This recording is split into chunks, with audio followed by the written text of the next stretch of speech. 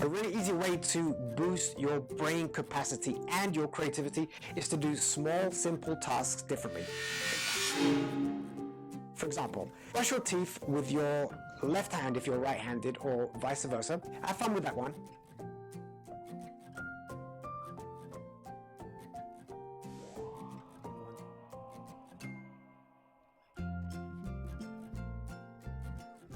Here's another one. Observe the different scenery. Pretty simple. One of my favorite ones is actually this one, is to cross your arms like that. Cross your arms, and then you'll notice, for example, that my left hand is placed on top, and I'm going to open my arms and immediately recross my arms, but the intention that my left hand is now below. So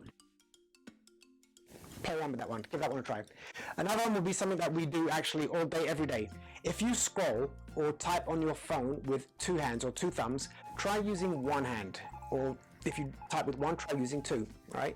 My athletes, if you enjoy sports, if you play tennis, one of my favorite sports, play with your left hand. That's tough.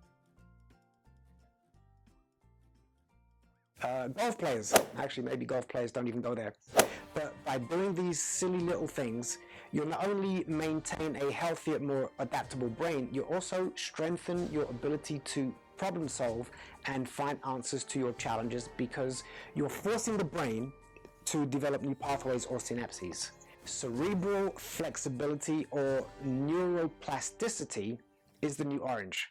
And the last one, and maybe the most important one that I want to share with you, is visualize. Take the time to visualize different or better outcomes in your life.